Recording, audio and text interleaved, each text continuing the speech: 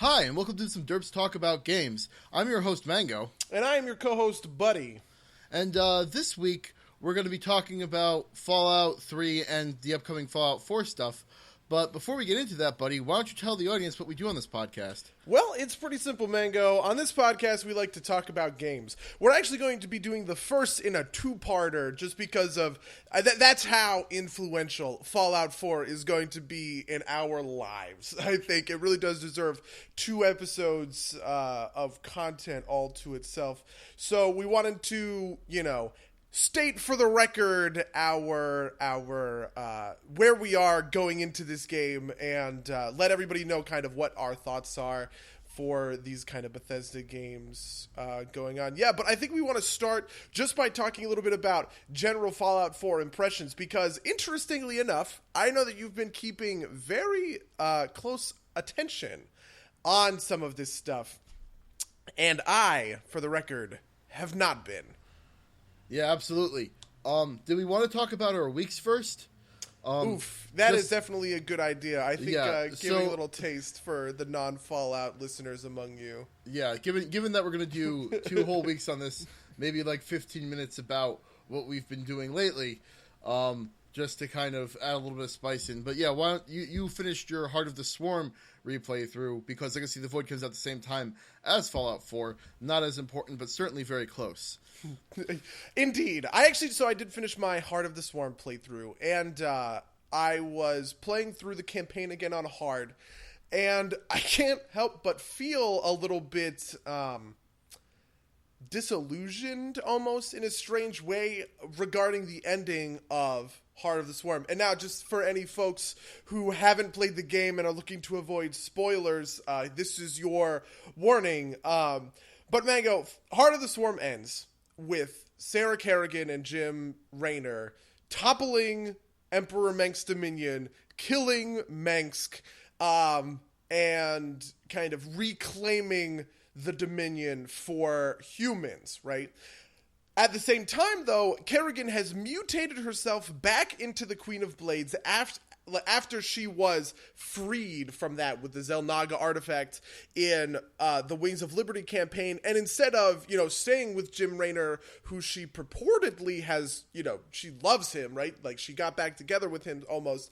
She's decided to go take her Zerg swarm, which is completely free of the influence of, the evil Xel'Naga, Amon, to go find Amon and kill him, which is theoretically going to tie into, the Legacy of the Void plot. I can't help but feel, I guess disillusioned is what I just said, but I can't help but feel a little let down almost that this story has kind of ended so cyclically. I was really almost looking forward to, this reconciliation between Jim Raynor and Sarah Kerrigan, right? It happened. They got back together, so to speak. But she's reverted herself back to the Queen of Blades, and I feel as though that's almost a regression for her character, and I feel like she could have gone they could have taken her to kind of a new place, like as a middle ground between Terran and Zerg or something like that, but instead kind of planted her back into this inhuman territory, which I'm not sure I like that much. So I'm an outsider looking, and I don't really care about the story of StarCraft 2 that much, and it sounds to me like we're hitting a couple of fairly tropey things here. So it kind of sounds like, one, she's kind of doing the chosen one from the Matrix-esques. The lives of these life forms are more important than my own individual agency, so I'm willing to give that up, and thus I'm a good person. And also this kind of like, maybe it's a little bit ham-fisted, but it sounds like what they're going for is kind of this tragic aspect, right? Like, Jim Raynor and Kerrigan were there. They were so close, but it was taken all away from them at the very end because of something. And I definitely don't want to understate that tragedy, right? Especially because the tragedy was played out extremely well over the course of the Heart of the Swarm campaign. Because what happens in the first couple of, the first couple of levels, the first couple of worlds, you're playing as, unmutated Kerrigan commanding the swarm. And she's kind of just alone in space because this Dominion attack where, Jim was, and he basically sacrificed himself in order to get her out. This attack has left her stranded again. And she still has her powers over the swarm. She can still command, the Zerg. But it's that sacrifice that prompts her to revenge, right? All she wants to do is kill Manx and destroy the Dominion for taking away, her chance at happiness again. A little bit after that, she learns that the Dominion has executed Jim Raynor, though obviously I'm sure you've all figured out by now that Jim Raynor was not actually executed. He was just being held and tortured, more or less, for information in a Dominion camp. So does she revert back to the Queen of Blades before or after she finds that out? She does it after. She reverts back to the Queen of Blades in order to become powerful enough to use the swarm to destroy the Dominion, right? So I definitely understand, the tragedy point. I just feel as though that tragedy could have been accented in another way, and it also seems to me there's a nagging question of why can't they just use the Xel'Naga artifact to revert her back to this, to revert her back from her primal Zerg form, right? I mean, maybe some of these questions will be answered. We're recording this right as BlizzCon has been announced, and they've announced that there's going to be a lot of mission pack additions to StarCraft, which I'm a huge fan of personally. It definitely just kind of felt like it ended without enough of these questions being adequately answered, and without enough of a resolution happening for some of these characters. Maybe these things will be picked up in Legacy of the Void. They were certainly picked up, the cliffhangers from Wings of Liberty were certainly adequately picked up in Heart of the Swarm, and I do trust, Blizzard's storytellers, but I think that nagging bit is keeping Heart of the Swarm down from being the better of the two stories at this moment in time. But how can you have a good middle to the trilogy if Han Solo doesn't get flown off in his carbonite? Isn't that what Kerrigan's kind of doing at this point? Or am I misinformed? I'm not quite sure that it aligns as naturally as that. Okay. And the thing is also not really explicitly stated. The motivations for some of these actions aren't explicitly stated, right? We know that Kerrigan is heading off towards Amon to go fight Amon, but we don't really necessarily know why. We don't really know what Jim Raynor's going to be doing here. A lot of this stuff is going to be pretty hazy, and there's a lot of kind of inferring that you have to do in order to fill in these blanks yourselves. And I'm not really sure that that was maybe the best way to put a cap on the expansion. It needed a little more, I guess if I was French, I would call this denouement. Okay. That's interesting, because I think part of this too, at least from my point of view, is that the first two games were very much about this kind of Terran-Zerg conflict. The Protoss seemed almost kind of tertiary in that. You can correct me if I'm wrong, but it just seems like they were always kind of like, oh yeah, we're here too. And Legacy of the Void is supposed to be primarily focused on them, so it's going to be interesting to see how much they can tie in those first two races without making this feel like not the game, keeping this a Protoss game while tying up those storylines. Well, I think the interesting thing about Legacy of the Void is we've kind of gotten confirmation from the opening cinematic that Legacy of the Void is going to be very focused on this kind of reclamation effort, right? The Protoss are going back to Aiur, and they're going to reclaim their homeworld, which was lost, by the way, in the capstone mission to StarCraft 1, right? Was Aiur being completely flooded by the Zerg, and having to destroy the Overmind there. So I guess the hope, I think, is that they don't stay entirely on Aiur, and that we do get this kind of resolution to what's happening out with, Amon and space and everything like that. I think it's a little bit strange. Personally, I find it strange that they're not focusing on Zeratul. Zeratul has been the key Protoss actor as far as we, the player, are concerned. in the other two games. And so it really made sense to me that we'd be playing as Zeratul in his efforts to destroy Amon. But as far as I understand it, Legacy of the Void is told from a different perspective, which kind of makes me scratch my head a little bit. It wouldn't make a lot of in-game sense just because of Arcana. The Dark Templar, being banished from Ire would kind of make it a little bit strange to see Zeratul and the Stalkers and his Dark Templar from the exile planet Shakuras help out their more noble, theoretically, brothers in arms in Ire. But I'm sure these questions are all going to be answered next week. I don't really want to speculate too hard without going much further. I also know that there is a prologue campaign to Legacy of the Void that I haven't quite played. I played the first mission just to kind of get a taste of it. It's focused on Zeratul, and I think it might be, it might help explain this transition between Zeratul and the rest of the Protoss campaign in Legacy of the Void. Okay. All right. So that sounds good. Yeah. What have you been up to? What have you been playing? So this week I put some time into two different games I hadn't played before. Earlier in the week I was playing some Victor Vran, which is a Steam game. It's playable with a controller, and it's kind of like Diablo. It's got a lot of loot. The skills are more based around what kind of weapons you're wielding, like kind of like in, say, Guild Wars 2, where your weapon kind of sets your skill set. And then you also get cards for your demon powers because you play Victor Vran, a man who made a pact with a demon or something. I didn't really care too much, but it's a pretty fun game. It feels like it feels a little bit more skillful to me than Diablo 3. It feels like that my input is actually important, whereas in Diablo 3 it's more about the numbers. But that game's a lot of fun. I'd recommend it. Not a whole lot to say about it other than that. Other than it's interesting and it's different, and if you like Diablo 3, I'd recommend checking it out. But the other big one is yesterday I got a copy of Call of Duty Black Ops 3, the newest in the Call of Duty Blops. I kind of laughed to myself because I remember when they first announced Black Ops, and Black Ops was supposed to be this brave new direction for the series that was kind of getting stale, and now it's on its third iteration again. So we're just never gonna escape this. But it's a game.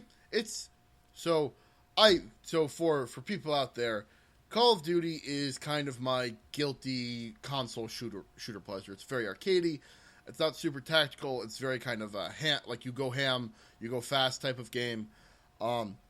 I don't like playing it on PC, even though usually I'm an advocate for PC because I want to play it with a controller, and you can't really do that. And like if you play a shooter on the PC with a controller, you're just gonna asking get housed by keyboard warriors. Yeah, you're just asking to lose. And I'm not good in the first place, so I'm getting housed on the Xbox One. I don't want to get housed even harder. And the other reason is I feel that the COD games specifically are balanced around console play, and I don't think that they are as good games on the PC because of things like say sniper rifles. I think they're much more powerful on the PC because of the way you can screw with sensitivity and move the reticle much faster, whereas on the PC, on the console, it's kind of very limited. I feel like that's a good mechanically balancing factor. And so there's some new stuff in this game. I only ever play multiplayer, so the single player looks like it's a thing.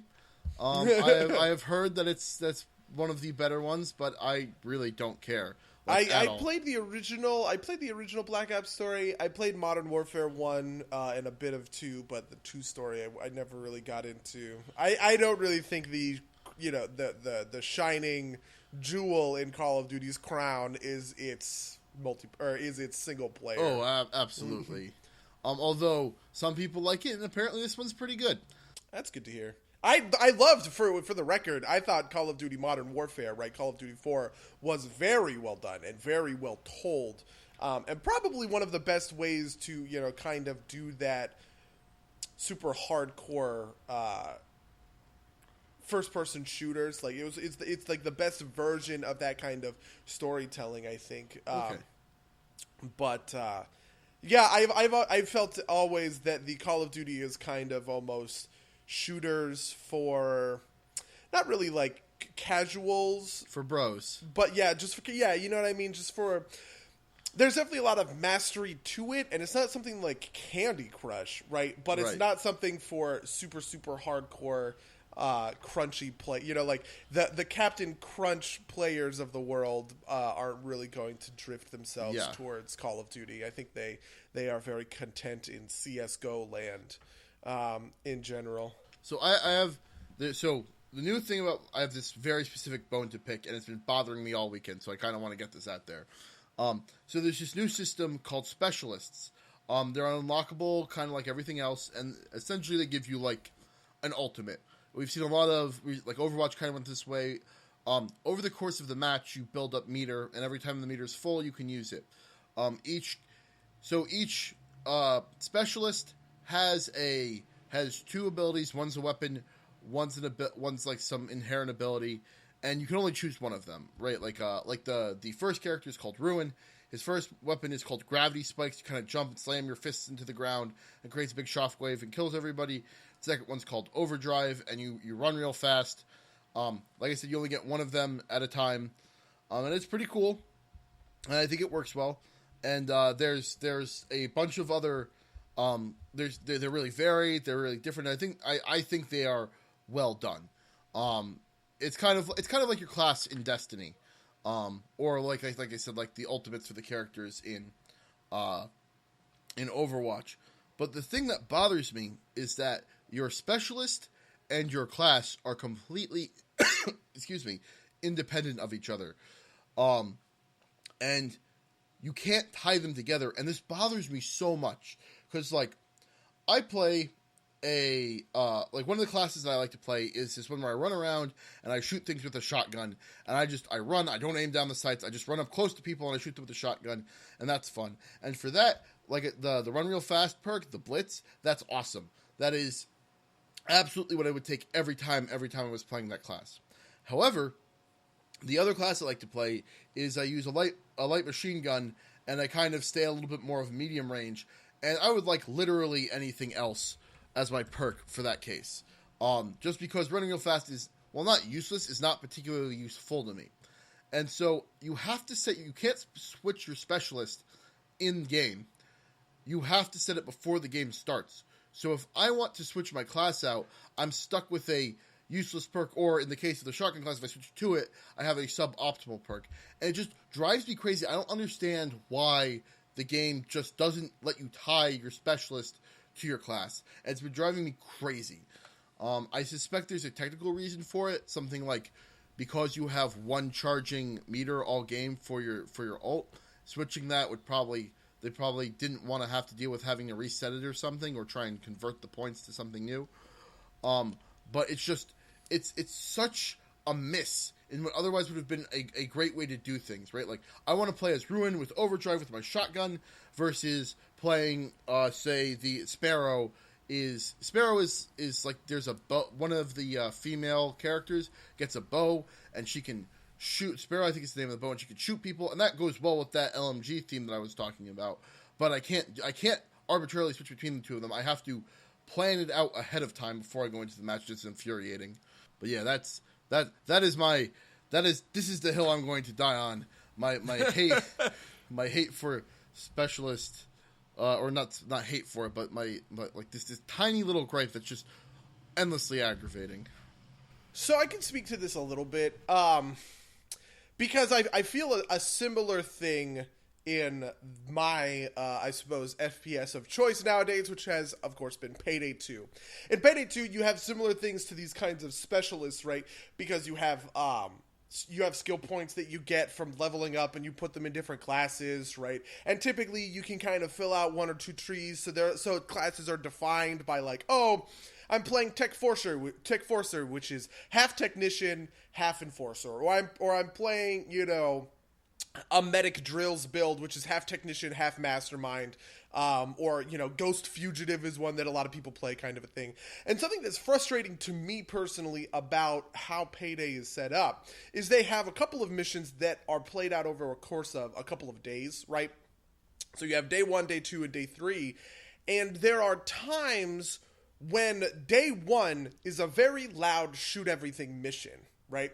Day 2 is a stealth mission, or is a mission that you can stealth and would be better to stealth, but you can go loud if you have to. And day 3 is you should go stealth. It's the optimal way to play this, but you can go loud if you have to, kind of thing. And one of the things that I kind of feel like is a little bit of a misfire of the game is that I can't switch my spec specifically between these different days.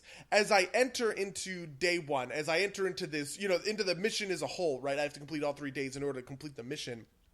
I have to stay in whatever build I entered into the first day with.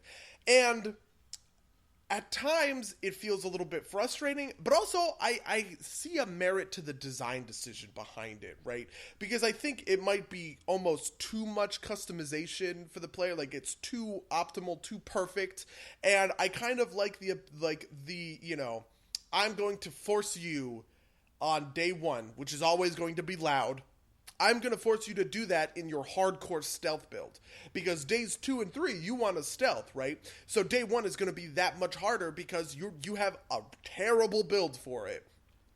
And similarly, if I walk into day 1 with the most powerful armor and a giant minigun, right? Day 2, all of a sudden, by the way, you can change your loadout between days, thankfully. Day 2, all of a sudden, it's like, well, you have the specs for the super hardcore loud loadout. But you're gonna have to try and stealth it, even though you're not optimal. You're not optimally built for that. And I think that adds a little bit of depth to the game, almost. And it's one of those things where it's tolerable because it's temporary. I can always, as soon as I complete this one mission in total, I can move to another mission where I can play my Thanatos Tech Forcer if I want to. Which, I don't know. I think that's a little bit of what it seems to be that you're describing, unless I'm misunderstanding something that you're getting at. I think first of all that Payday is a very tactical game and it emphasizes a lot of planning. Call of Duty does not. And part of this too is just like a UX issue too, right? Like, it would not bother me so much to even lock me into a class. Like, I can't, like Call of Duty, you could change classes mid-fight, and I wouldn't even mind so much if you were locked into a class for the entire fight. My issue is that, like, the game starts counting down because it's in a lobby, right? And the game kind of loads in, and then you pick your class. But if I happen to take the wrong specialist, right? Like, I'm just starting to play the game, and I get like, oh, you're playing Team Deathmatch on what's the name of one of them? I don't know, like Combine, right? I don't remember what and you get like this tiny little picture of an illustration of what the map is. If I don't remember what map that is, I don't know what build I'm probably going to start out with. And the fact that I have to make that decision with the specialist beforehand, it's just kind of aggravating. I think it's a bad user experience to use kind of the software industry lingo. And I think that even tying it to the class at that point just makes it a better experience for the player overall. Okay, I guess I feel that to a certain extent. I definitely think that limiting factors can really enhance, games are built on laws technically in a lot of situations that are kind of unassailable. And there are times when I think restricting the player is the right thing to do, right? Like, you could make this a freedom, like you could give them the freedom to make their own decisions, but a lot of the times I feel as though the game is actually enhanced in a lot of ways by restricting stuff down into more discrete, categories. But without playing Fallout 3, Fallout 3, geez, I'm already thinking ahead. Without playing Black Ops 3, I can't really speak to the specific implementation of that principle. And I definitely think that, this also kind of sounds like one of those things like, for instance, this is an entirely random thought, but Mario Maker, right? Mario Maker doesn't have the technology to give you checkpoints, which is a huge point of frustration for a lot of players, because it's one of those things where you're trying a level and the level's really hard, but every time you have to start over from the beginning.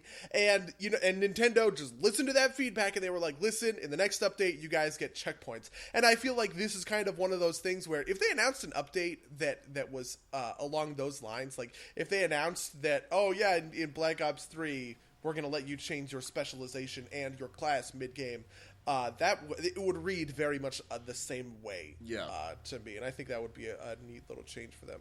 Yeah, so, I think that's fair. I'll just a couple closing thoughts on Black Ops 3, because we've burned quite a bit of time on this. Just that, I think that the primary weapon selection is pretty good.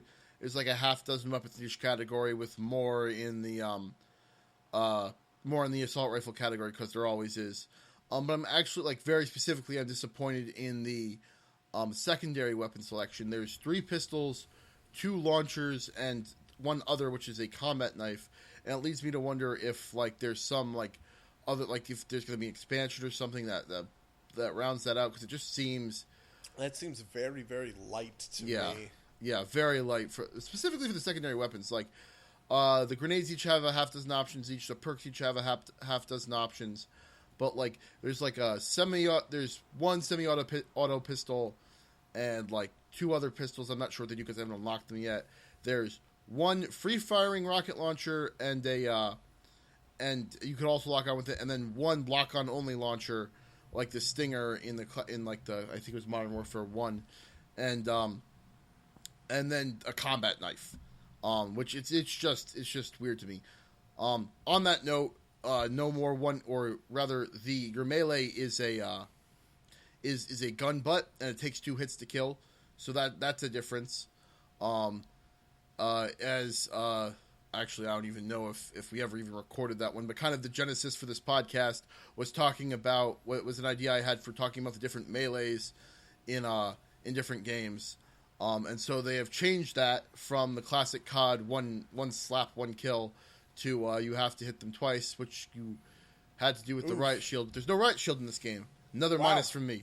But I think that's kind of one of those, like, the Infinity Ward games have riot shields, the Treyarch games have zombies, type of deals. But yeah, that is my 2-day impression of the game, and it's still fun, right? Like, I'm still playing it. I will probably drop it at some point and not think about it again, but that's how it usually goes with COD.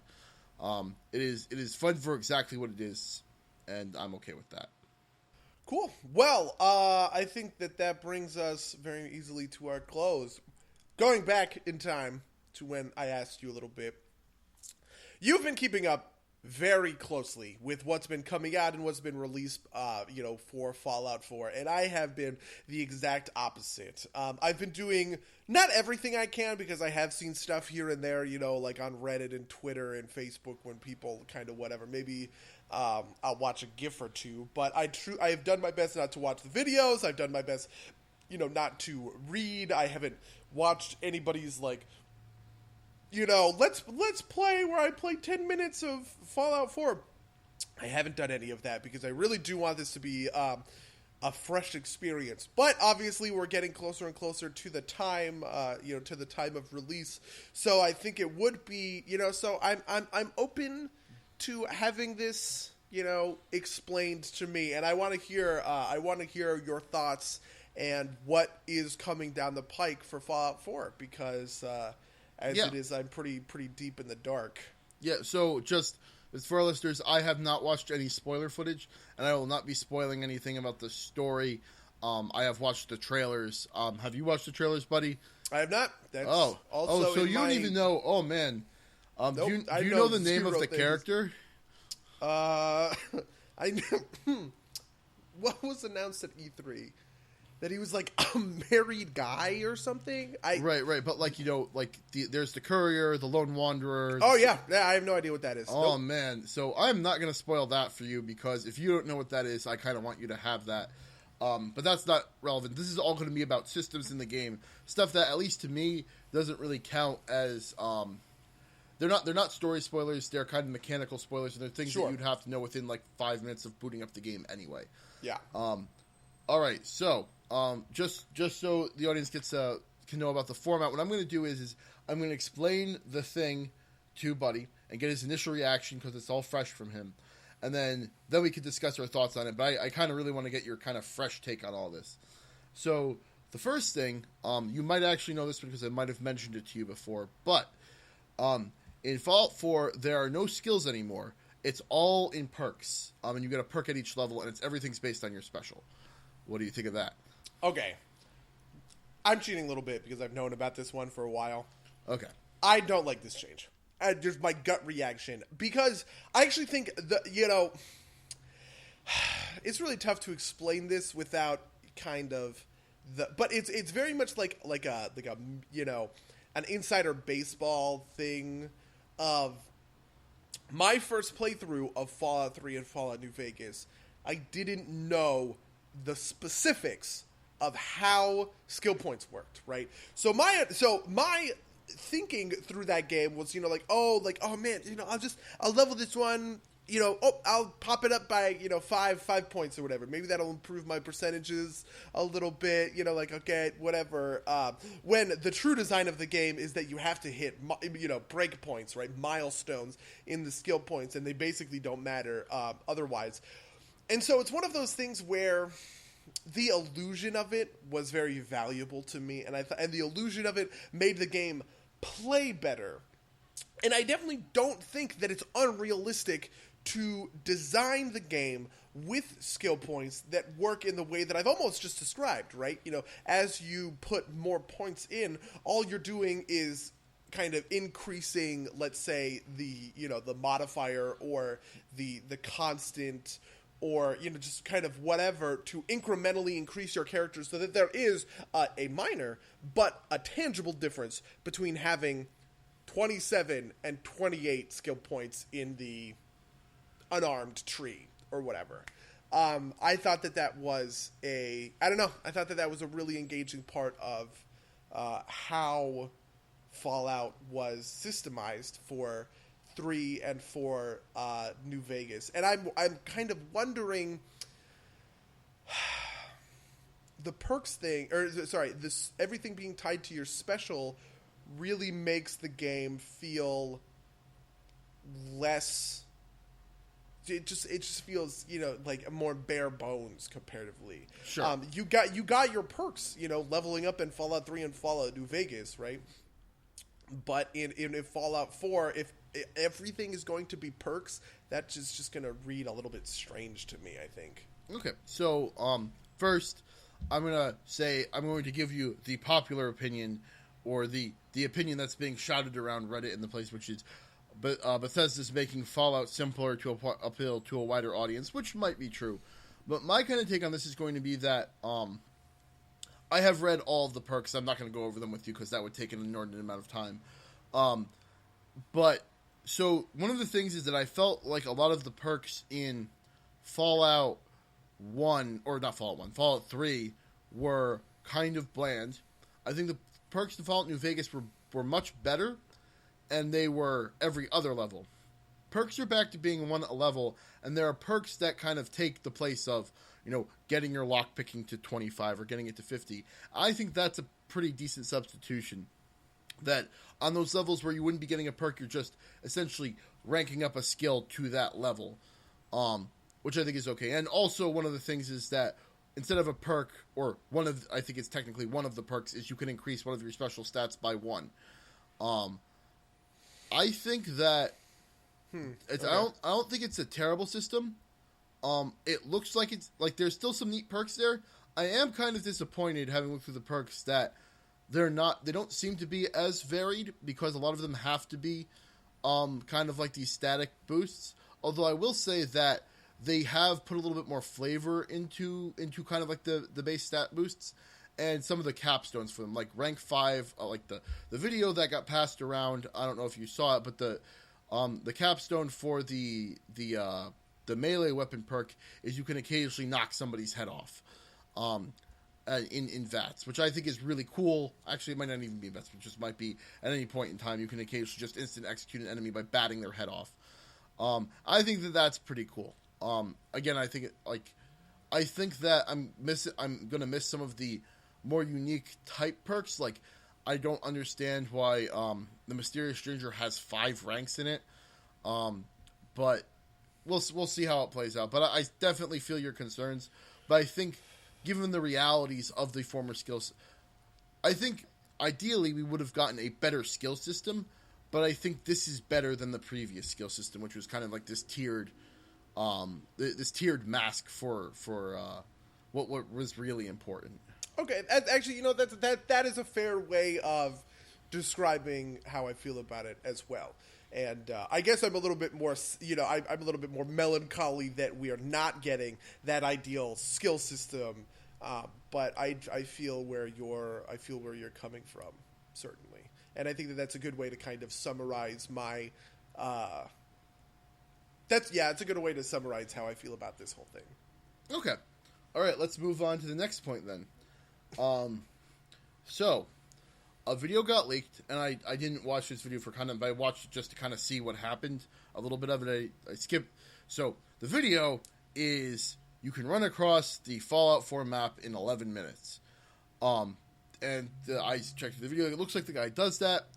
And so people immediately got aggravated about map size. Then it was subsequently released that, like, the unit distance of the map, and it's bigger than Fallout 3, and it's slightly smaller than Skyrim, but, like, the Fallout maps, it's a little bit weird because the Fallout maps very square, and when you overlay it, you see that, like, some of it goes over where the ocean in Skyrim. And the other fact that people like to bring up is that Skyrim had a lot of mountains that were impassable anyway, a lot of empty space, whereas Boston's going to be more densely packed. But how do you feel about that, about map size and whatnot? I'm typically, it's tough. I think that bigger, like huger and huger map sizes are a huge trap. It's a giant trap for designers. What it is it's kind of saying, oh, hey, we have more content than we used to, but it's not actually, I feel rarely do I feel that that's actually the case. And I think, most of the time what ends up happening with the developers, they want to give you this soundbite of, oh, the map is 16 times what it was in the previous game. But generally speaking, what that amounts to is they're just spreading out the same amount of content over, 16 times larger a map. And so it kind of creates a weirdly frustrating feel. A good example of this, by the way, is probably Dragon Age Inquisition, honestly. That game was open world, and I definitely like that game a lot, right? I don't want to try and disparage. Dragon Age Inquisition is a great game. BioWare is a great company. They, it definitely wasn't, game ending, and it didn't color my review, so to speak, of that game too negatively. But a big problem with that game is they expanded the map size, but they didn't necessarily kind of expand the kind of the story or the interesting points on the map with it. So what you ended up with, a lot of map with a lot of bullshit downtime, nothing crap in between. And while that map soundbite sounds good, it completely flavored Dragon Age Inquisition in a different way than the previous Dragon Age and Dragon Age 2, which were both very concise games by comparison, right? They both had a ton of story to them, but because there wasn't this huge map for you to explore and more or less waste your time in, all of the story missions were, very pointed, and it was, story mission after story mission after story mission with not a lot of bullshit in between. And I felt like Dragon Age, you could play it story mission after story mission after story mission, and that's probably the optimal way to play it. But if you're somebody like me, you could have been bogged down looking for, fucking stupid ass shard tower things or trying to get 100% completion on these open world sections of the map, which are just inherently uninteresting. Gotta find all them foozles, right? Yeah, and it's just, like that's boring. That's bad. That's bad game design, in my opinion. However, Bethesda has never indulged that, right? Fallout 3, Fallout New Vegas, Skyrim, Oblivion, even going back to stuff like Morrowind, their maps have always been full. Absolutely full. So, I actually kind of want to, while you're talking about this, fun fact, I think Daggerfall is the biggest video game map that's ever been created. It was enormous, but it was all procedurally generated, and apparently most of it was trash. Just kind of... I played... Daggerfall is technically the very first Bethesda game I ever played, because it was a game from 1992, which was the only thing they could run on my, on my super shitty laptop. But yeah, the game is not that great, obviously. But yes, yeah, it's just I think that's a very, very, very relevant, specifically right here while we're talking about it. But sorry, continue with your point because I think it's very valid. I just wanted to throw in that tidbit. Anyway, I don't think that Bethesda has Bethesda has never stooped to scratch this, this is like the Ubisoft itch, right? Ubisoft does this all the fucking time. They've never stooped to that level. They've always, they've kept their map sizes at a reasonable place, and they've always filled them in a great way. In fact, Fallout New Vegas is actually, technically speaking, smaller, I'm almost positive, than Fallout 3, because there was a lot of dead territory in Fallout New Vegas, because it's obviously, in the middle of the mountains. But I didn't feel that game was sparser than Fallout 3. In fact, if anything, I actually kind of liked the focus of that game more, and we'll get into this a little bit later when we talk about previous Fallout games. But I 100% trust Bethesda to make the most of their map space. And if I can run across the map, in 10 or 11 minutes or whatever, I'm sure I could have done that in Fallout 3 too. But no one is ever going to convince me that map wasn't big enough, right? To this day, I've done 3 full playthroughs of the game where I, completed the story and gotten to level 30 and everything, and I've never... there's stuff that I discover every time, right? I don't think I've ever done a exhaustive clear of every aspect of that game in its entirety. So yeah, I trust Bethesda. Okay, that's actually kind of my feeling too. Specifically on the New Vegas point, I may disagree with you, but we'll get into that later when we talk about New Vegas and Fallout 3. But yeah, I think I agree with you on that. I am not particularly worried about this. The first thing I thought when I saw that you can run across the Fallout 4 map in 11 minutes is, well, how fast can you run across the Fallout 3 map, and how fast can you run across, say, the World of Warcraft map? Because they feel big, but they're probably not that big because, video game space is very different than real life space. Same kind of the central city in Oblivion, I can't remember the name of the city. I think it's just called the Imperial City. Yeah. Well, right? the Imperial City, it's supposed to be this wide, sprawling city, houses all of about a dozen people and 6 shops. But that's kind of that's true. That's kind of the reality you have to face when you're playing a video game, is that the realism there isn't fun. If it took me, 20 minutes to walk 4 city blocks past hot dog vendors, I wouldn't be having a good time. Ironically, this is one of my favorite things about Dragon Age 2, because Dragon Age 2, its map was basically it was the city and a little bit of outskirts, right? But, there were all of these districts and everything. And for all of you listeners, I hold the controversial opinion that Dragon Age 2 is superior to Dragon Age Origins. And I really enjoyed Dragon Age 2. I thought it was really well done, despite certain problems. Anyway, Dragon Age 2, it split up the city into these compartmentalized districts. And there always was this feeling of more to the city. So I think that's probably the closest I've ever gotten personally to feeling both the size of a city, but having it be normal, right? Having it not bog you so completely down in tediousness as compared to something like, I don't know, even some of the better stuff like GTA or Watch Dogs. Those cities just felt unreasonably small. I live in Los Angeles. So the idea that I could, drive from functionally Long Beach to functionally downtown LA in literally 30 seconds, that's a 45-minute drive in real life. Going on the most direct route on the highway. Like, it's just, that's always going to be unrealistic. Anyway.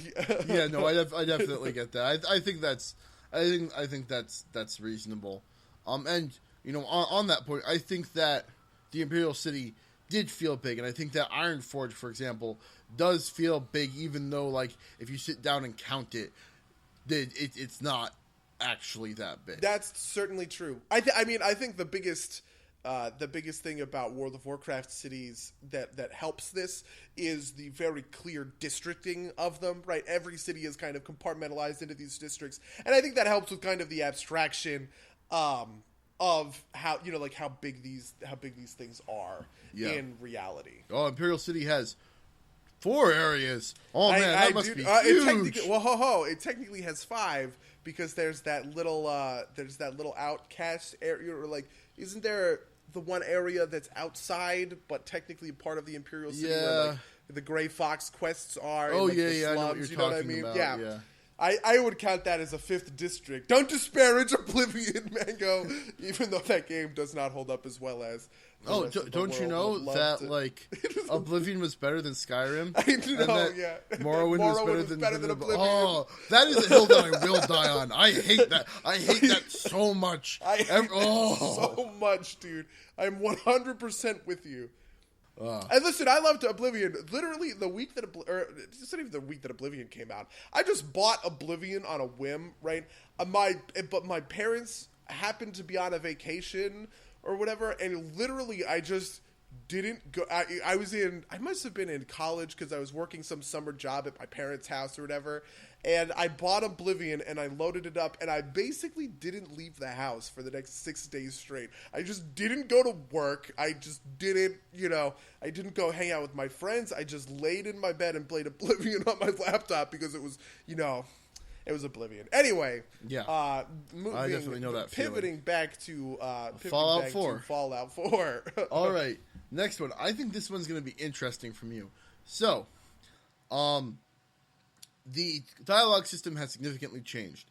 Instead of having these kind of diverse or like these fully spelled out options for you, there's what looks kind of like a dialogue wheel. You get 4 options, usually of the form, the top one's more information, the left one's yes, the no one's, the right one's, or the left one is Paragon and the right one's Renegade type of, I'm making a very specific allusion here. But they don't say exactly what you're going to say. They kind of, it's like agree or disagree meanly, and then they say something that isn't exactly what they said. And this has gotten people very, very angry. And I want to know what you think of this, specifically because it seems very similar to the Mass Effect system, which is something that you are known to love and hold dear.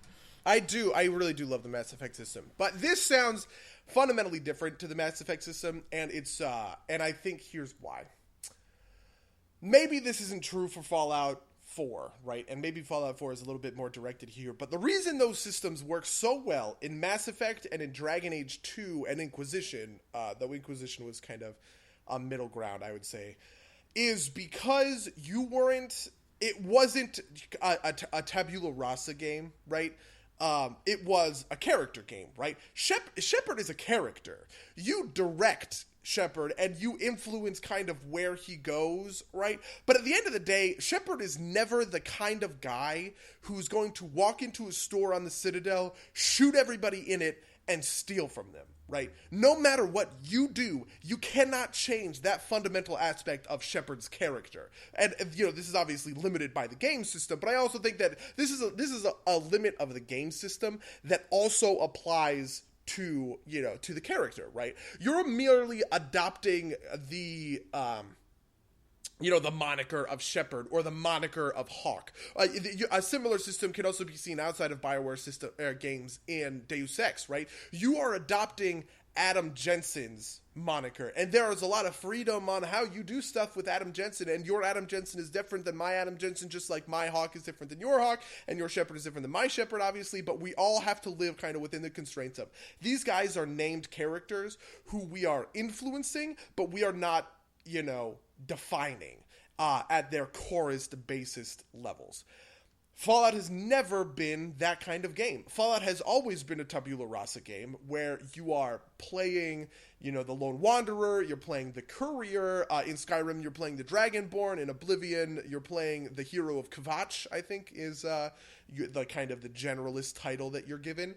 And these games allow you to be, it is about that freedom to truly express yourself through the lens of this character. And there are so few limitations to how you do that it really accentuates the idea that, my Shepard might be different than your Shepard, but they're going to be a lot more similar than my Courier and your Courier.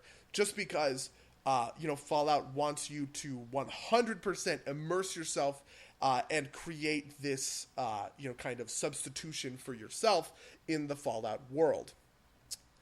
This change feels like it's going to backfire because it makes sense for me to nudge Hawk in a direction when it comes to the Hawk being the protagonist of Dragon Age 2, to nudge him in the direction with a dialogue wheel because I don't control the super specific aspects of his character as it is, right? So me just kind of nudging him in a general direction by saying, hey, use the funny line this time rather than the super serious line. He still fills out that line on his own, and that feels natural.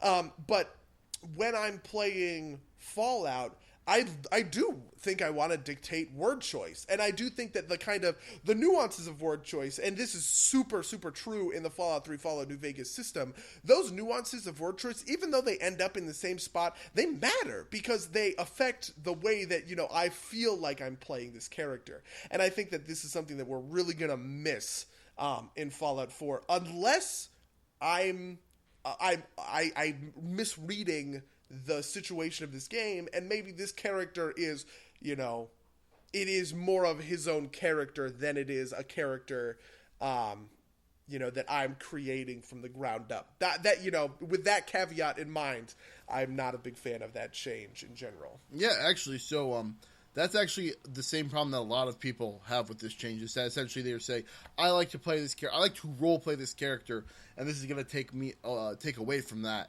Which is, I think, exactly what you're saying, and I think that's fair. I think that's very, that's a valid concern, and not, it's still a Fallout game, right? Like, there's nothing that being that this character isn't your character. One of the big differences is that all of the lines are going to be voice acted now, including my own lines. Yes. Oh man, that's another. Oh, what a failure point, dude! It makes sense. Oh.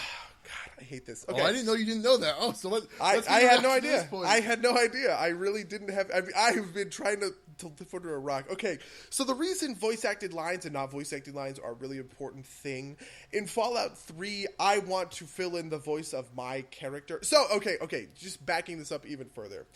It makes sense for Shepard to have his own voice, right? Mark Meer does an amazing job with that character and that voice. I don't think anybody's ever going to be able to listen to Mark Meer do anything else in his voice acting career without thinking, he's Commander Shepard. And I think that speaks to how well he voice acted that character.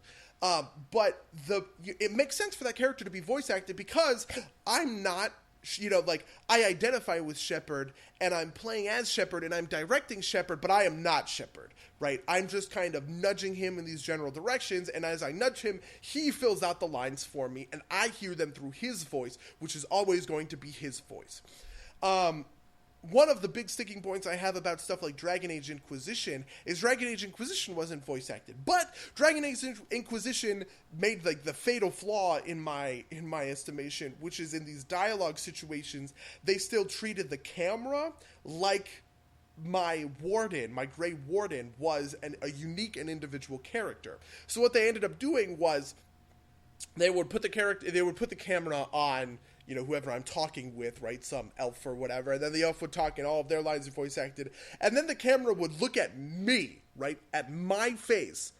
my warden's face, and then it would give me the dialogue tree. And then I would choose an option of it, and I wouldn't say those lines. I wouldn't have voice acting for those lines. It would just pop back to the other thing. And so it's visually framed like I'm having a conversation with somebody, right? Visually, it looks like I'm in a movie and I'm watching dialogue between two people, which is, that's what it, but auditorially, right, I'm not listening to myself complete the one half of the dialogue that makes sense, and that is so fucking jarring. It doesn't make any sense at all. The way that Fallout and Skyrim and Oblivion have always gotten around this is that you're either in a first-person camera looking at someone like I the player am looking at this character, and I the player am speaking to them, and I choose my options from the dialogue tree, but it makes sense that those lines aren't voice acted because it's me, right? And I'm going to fill in, I'm going to fill that in my head, and it makes sense, and there's no visual that keys me to think that voice acting is going to pop up at any time,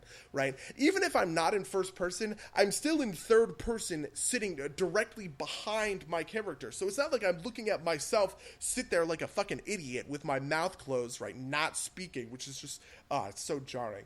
Anyway, okay, I think adding voice acted lines is once again going that direction towards Shepard. And if in Fallout 4 I'm adopting a persona rather than creating a persona, I'm with you. That makes sense, and that totally works. But if it's trying to be the kind of Fallout 3, Fallout New Vegas, Tabula Rasa stuff, it's just trying to have your cake and eat it too, and it's not gonna work. Oh man, my boner, where is it going? I'm kidding. I'm being a little bit hyperbolic here. Yeah, no, I'm sure. And also, I am sure that these are going to be the first things that modders are like, it's not enough like Fallout New Vegas. We're going to revert it right now. And I'm sure, like, even in the very beginning moments, if you hate the voice acted lines, you can turn probably down the voice dialogue for, I don't know if you can do it per character, but you could probably definitely turn it off if you want to and just read the subtitles. But on kind of that note, because I personally, I don't know if it's been leaked or not, and I don't know the details about the conversations, but I was going to say, to counter to the point, your point about like Hawk and Shepard, is an Inquisition. It is kind of a tabula rasa character, no? And you do still kind of get this dialogue tree, and it sounds like what you wanted was either a first person or over the shoulder view, or for those lines to be voice acted. Am I incorrect in my read of that situation? I think, I think Dragon Age Inquisition occupies an interesting middle ground here. It is very much a tabula rasa character, but at the end of the day, he's not, he's named the Inquisitor, and he can be an Alpha or a Canary or, all of these other things in between, so there's more customization than there was with Hawk, and there's more customization than there was with Shepard. But fundamentally, it's kind of the same thing, right? Your Inquisitor you can't make your Inquisitor leave the Inquisition entirely and go work for, I won't spoil anything about the game, obviously, and go work for the bad guy of the game. Whereas in Fallout, 100% you can do that. If I want to walk into the main town in Fallout and execute everybody and steal all of their shit, that's something that the Fallout game system is allowed. That's something the Fallout game system should allow. But in Inquisition, you are meant to create more of the character than you were with Shepard than you were with Hawk.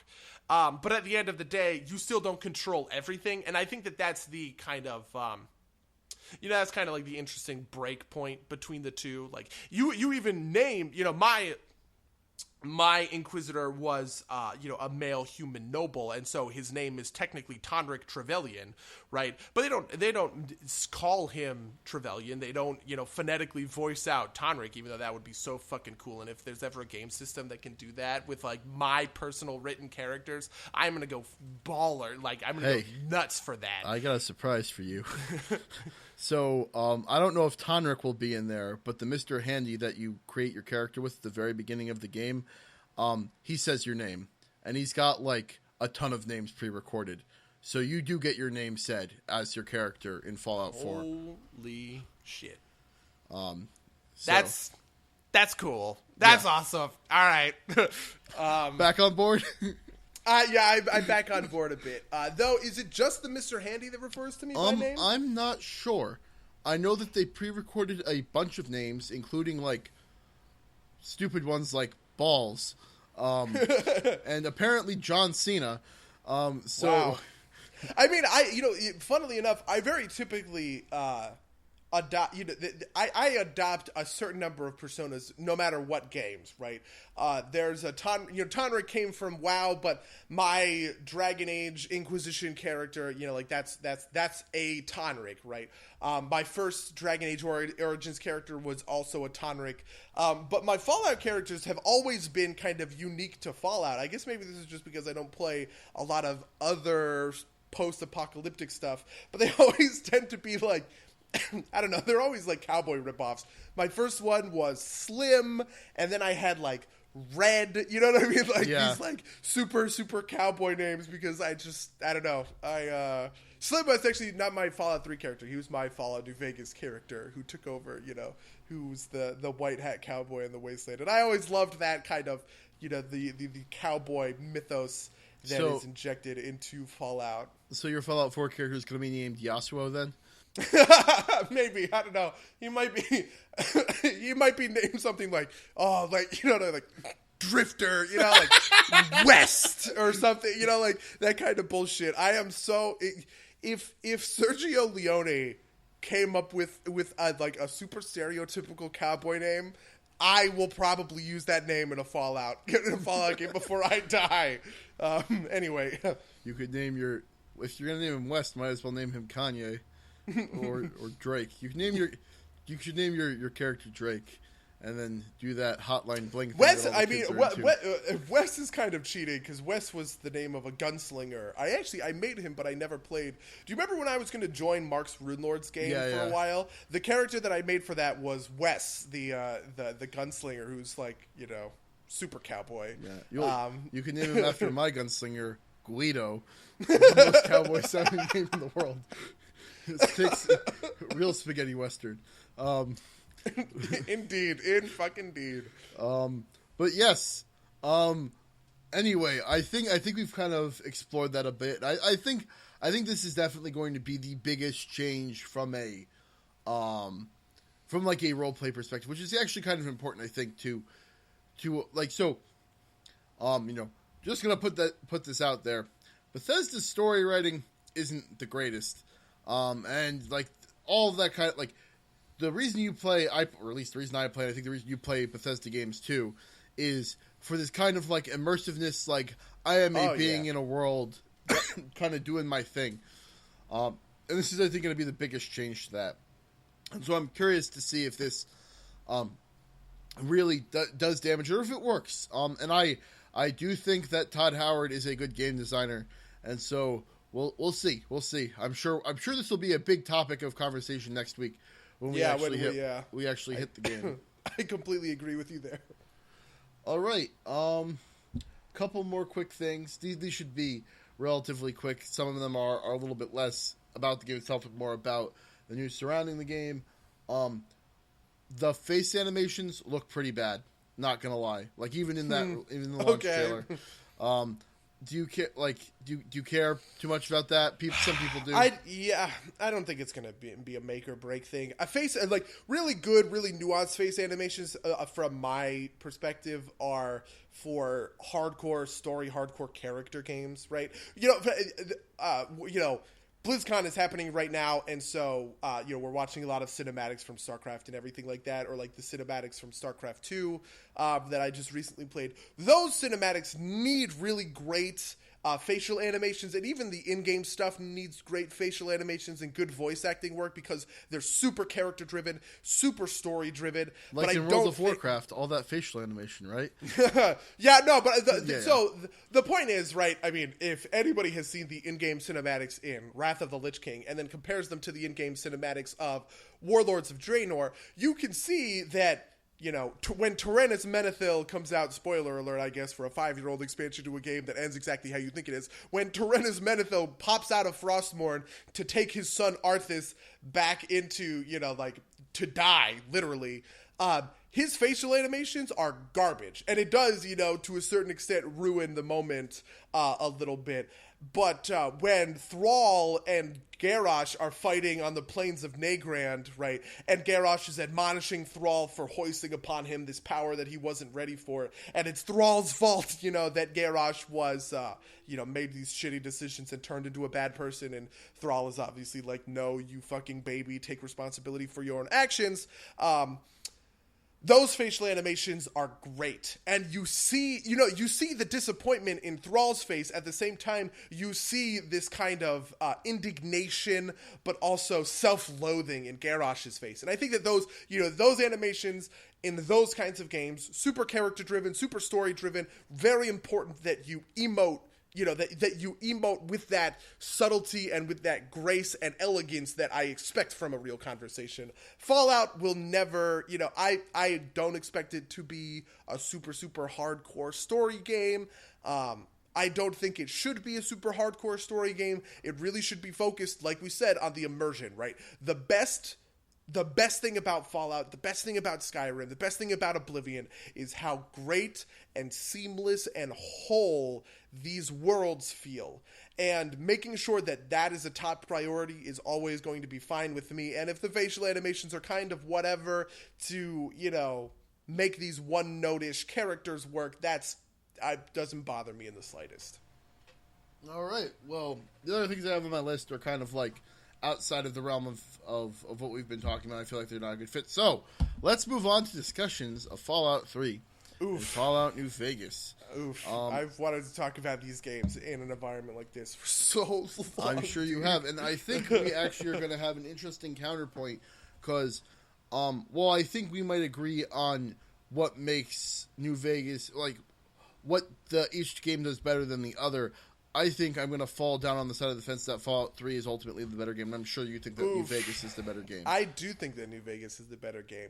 Though I think, honestly, I don't hold it against anybody. It's definitely like a toss-up thing, and there are some things that I value very highly, right, that you might not value as much, and that's really okay.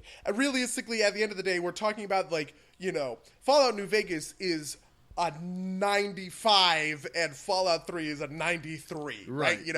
And when you get to that level of minutia, there's always a pretty large margin of error where one could take over another.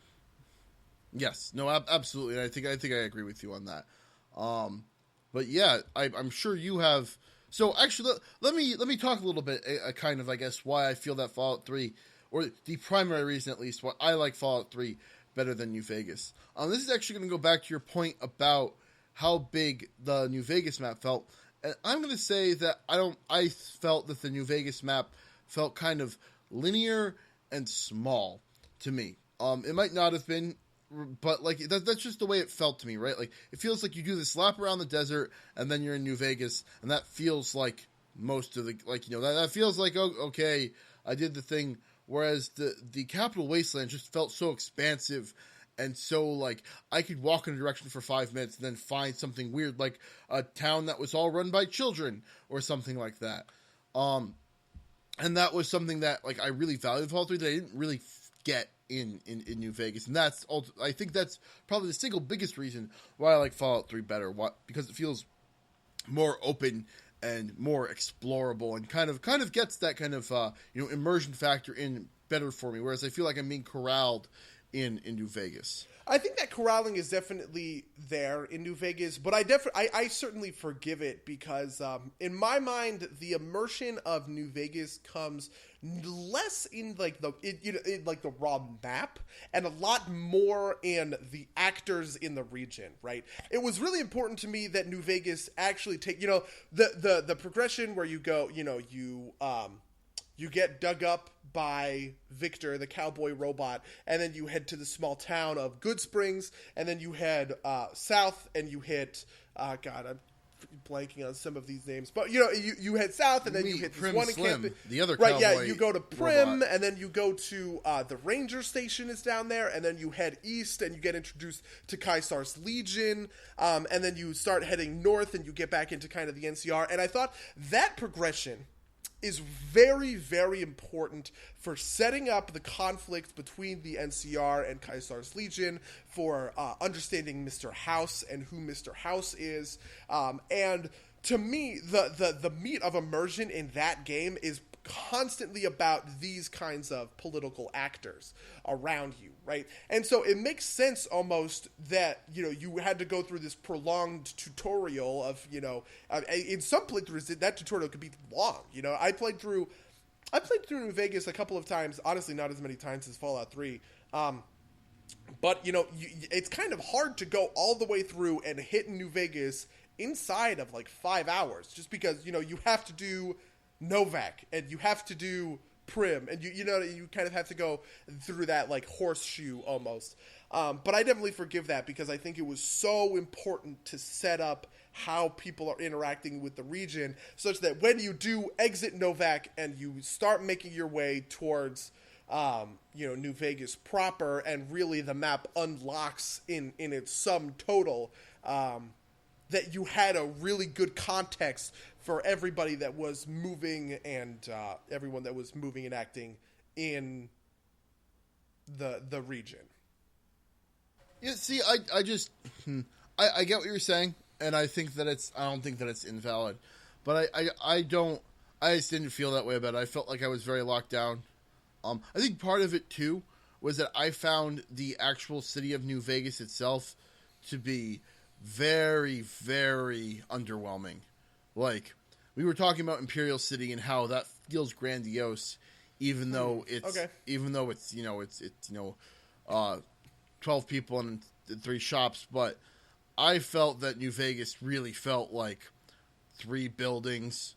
Like it just didn't feel good. Like I couldn't get into New Vegas as an area as it didn't fool me into thinking it was this kind of metropolis, like I think it was supposed to be, like say Imperial City was. And I think that in a large way kind of was kind of like the last nail in the coffin almost, because shortly after I got into New Vegas, after my only playthrough of the game really, I kind of fell off of it.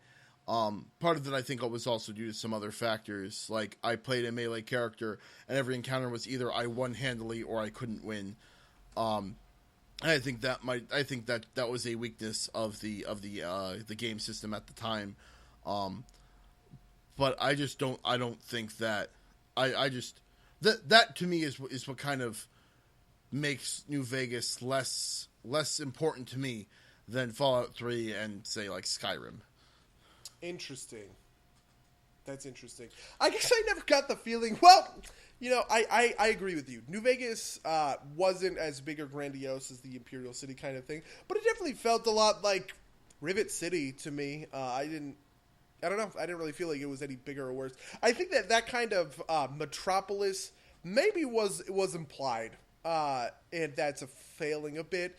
But realistically, I just kind of always figured, it's a post-apocalyptic wasteland. How big is this big city going to be able to make? And I think part of the problem there, too, is that, like, in the Capital Wasteland, and probably also in Boston, there's enough ruin, that like, there's enough implied city around, whereas in Las Vegas, it's always going to be desert all around. So, like, you can't even have, like, filler building or whatever. And the Imperial City kind of felt, I think, grandiose, because it had some neat architecture and this impossibly tall tower in the middle, which the towers in New Vegas kind of, like, that tower in Oblivion felt incredible, whereas in New Vegas, the skyscrapers kind of felt meh to me, especially because you could go into them and they had like 3 levels on them. I suppose well, I don't know. That stuff just never really got to me, though. That stuff never really got to me in the same way. But here, let me give you a quick. Here's my thesis on Fallout 3 and Fallout New Vegas, right? And ultimately, the reason that I come down so hard on New Vegas is really because of this thing, right? I think Fallout 3 is a great morality simulator in a certain sense. Probably one of the best ones that we've gotten in a AAA game, especially in the face of things like Infamous or Mass Effect or, Deus Ex, right? because there's a morality system that always underplays everything, right? Your karma is always there, but the karma is pretty systematically ignored almost. There's not a lot of stuff that there's some systems that come out of it and some options that come out of it, obviously, but it is nowhere near as integral to what's happening around you as stuff like the Renegade Paragon system, or as stuff like, in Deus Ex, the kind of choices you make in there. And I think that's because, morality is an inherently very, very personal thing. And it's a very, very context-driven thing. And that's what I love so much about Fallout 3. That's what I think it gets right? Fallout 3, for most of the game, felt to me, and this was especially accentuated on my most recent playthrough, which was 2 months ago, where, you pop into a situation, you enter a building, and you're subtly or ham-fistedly, it varies all the way, you're kind of asked a quick, easy moral question, and how you answer that question is entirely contained within this, instance, right? You enter this building, and it just kind of asks you, hey, how do you want to deal with this thing? You go, I want to deal with it this way, kind of thing. You get a little karma, you lose a little karma, you kind of see your numbers go up and down, but it's not really that big of a deal. And then you complete this little mini story with that, with that morality in mind. Contrary to that, Fallout New Vegas is like an ideological simulator. And what I mean by ideology specifically is political ideology. Because, in Fallout New Vegas, you're asked to choose between Mr. House, Caesar's Legion, the NCR, and, of course, whatever you want to make in your own kind of general decisions of, whatever. And I couldn't help but notice that aligns pretty perfectly with some, high-minded political ethos of, classical liberalism, classical authoritarianism, libertarianism, and the other one that I'm blanking on, right? You have the NCR, which is a pretty liberal. A lot of quests in the NCR are about, okay, these farmers have to, how they're farming is very regulated and everything like that, but at least they're safe. At least they're free and they can make their own decisions. Whereas Caesar's Legion is like, look, you have to be fascist and authoritarian with absolutely everything in order to be successful in the wasteland, right? And when you ally with Caesar's Legion, you're really kind of staking a political claim, in that authoritarianism, whereas, obviously if you make your own choices, you're living the functional dream of libertarian ethos, right? Because you as the individual are making these decisions, and it's very much implied even when you can include, disinclude, and make all of these kinds of choices for how you want to do with New Vegas, but fundamentally, when you take over New Vegas from Mr. House and the NCR and Caesar's Legion, you are granting pretty absolute freedom to everybody and guaranteeing their security with your, giant army of Securitrons, right? Whereas if you accept Mr. House, right, Mr. House doesn't really care all that much about the economics, but his, he's going to crack down and keep you in line in a more with more stuff overhead. And I think that's, when you walk into a town in Fallout New Vegas, right, the town is saying, hey, listen, here's the situation. Do you want to, are you going to, when you have to deal with the Great Khans, right, the Great Khans chafe really heavily at the way that the NCR kind of expects them to abandon pieces of themselves almost, right? And Caesar's Legion says, yeah, you're going to have to abandon a piece of yourself, but you're adding yourself into something greater. And, the NCR says, listen, at least at the NCR, you're going to have to give up some of your freedoms, but at least, socially, you'll be free, right? We're not going to enslave your women the way Caesar's Legion are. And, if you go to the Great Khans, you can literally just say, hey, listen, join me and I'll let you do whatever the fuck you want, right? I think that is what's being tested by Fallout New Vegas, whereas in Fallout 3, you're being very tested on what do you think is the right way to handle this situation? Which is the primary dividing line in my sense between the two, and everything else kind of falls in around that, so to speak. Yeah, that sounds completely fair. And I totally get that. I do. From my perspective, at least, that kind of, that's really cool, and I definitely agree with you that that's definitely the case. That's not as important to me as some of the other things, like the way the freedom. I feel that. Yeah. And I definitely get your point. I definitely think that that's completely valid.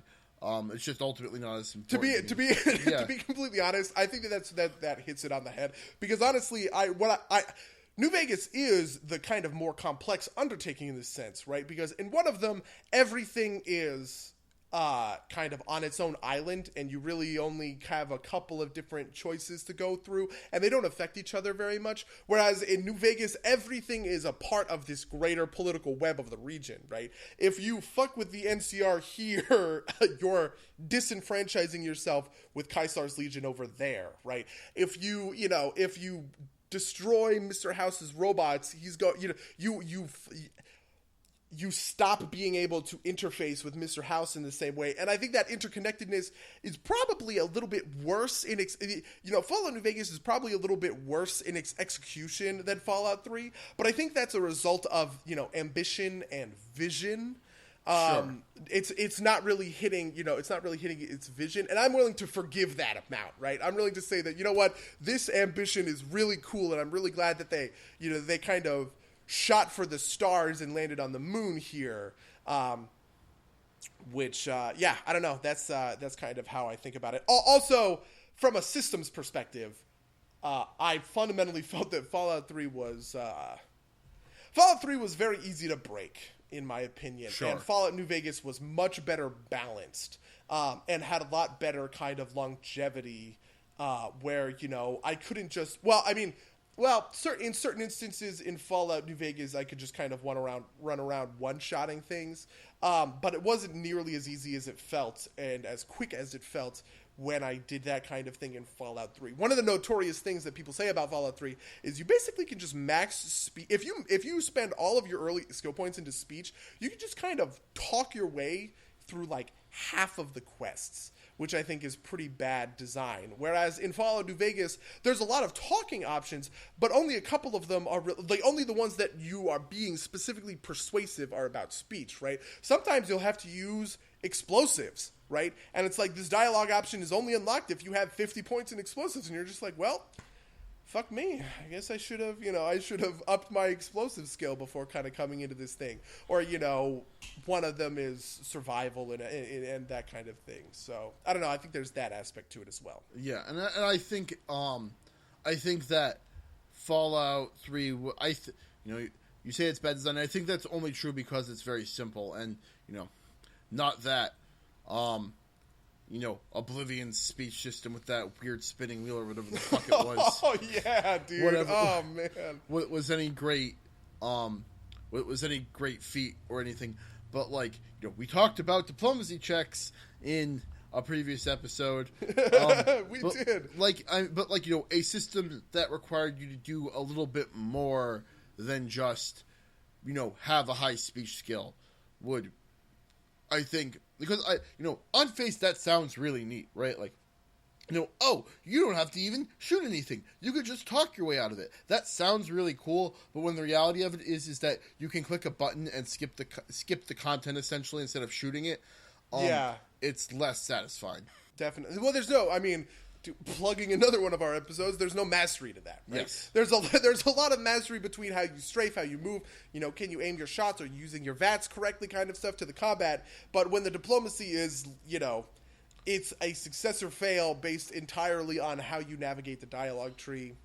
I'm just not as deep with it. Though I will say Fallout New Vegas had another great instance of this in...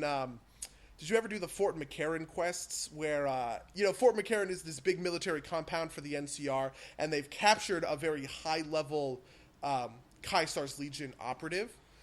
And... I don't think so.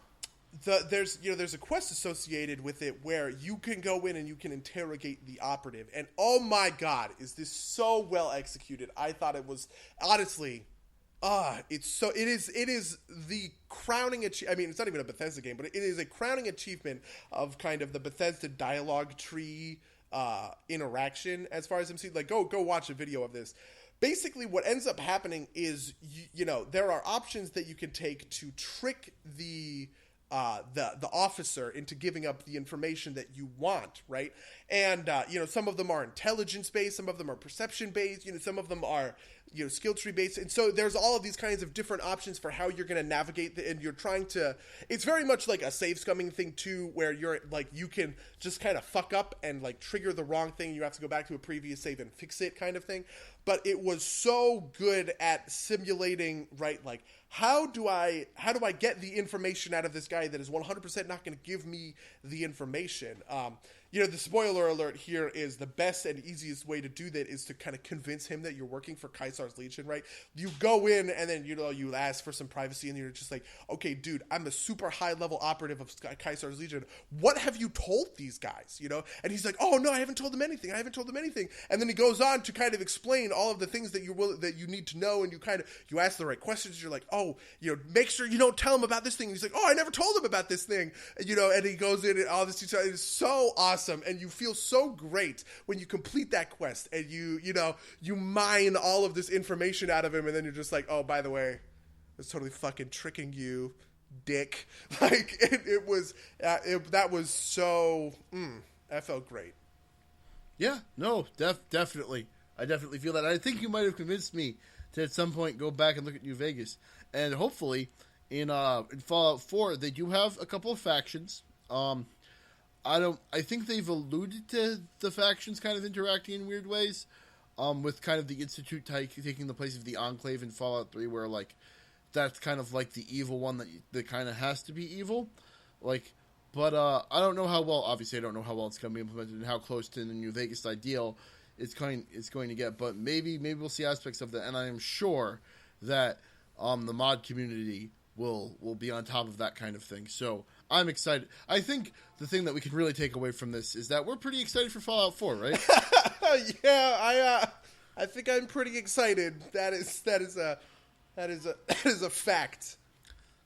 Yeah. So I think that about wraps it up for this episode. Did you have anything else you wanted to talk about? No, I'm pretty sure that's what we need to. Listeners, we're going to talk about our first big impressions for Fallout 4 next week. So stay tuned for our review of Fallout 4. I'm sure we'll fill out an hour and a half just talking about everything that happens in between. I don't know that I need to take off work because, fun fact, Final Fantasy 14 is patching on Tuesday, which generally means I get the day off because the patch is, it takes the whole day and everything is down. I think I'm gonna go nuts. I'm gonna have fun. I have reserved 2 days off at my job, so I will be. So for next week, maybe we'll discuss this during the week, but I kind of want to try and avoid story spoilers, but I don't know how much of that we're going to be able to do without talking about, like, cool moments or whatever. Well, I think we'll play it by ear.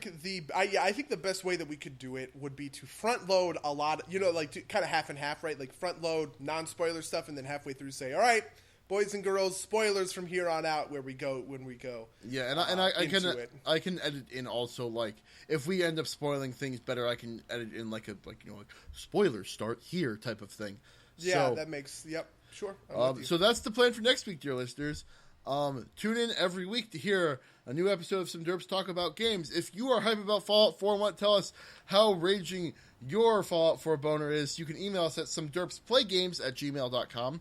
You can watch us play Rise of the Rune Lords most Mondays at 6 p.m. Eastern, 9 p.m. or 6 p.m. Pacific, rather, 9 p.m. Eastern on twitch.tv/somederpsplaygames, and most Tuesdays for Iron Gods at the same place.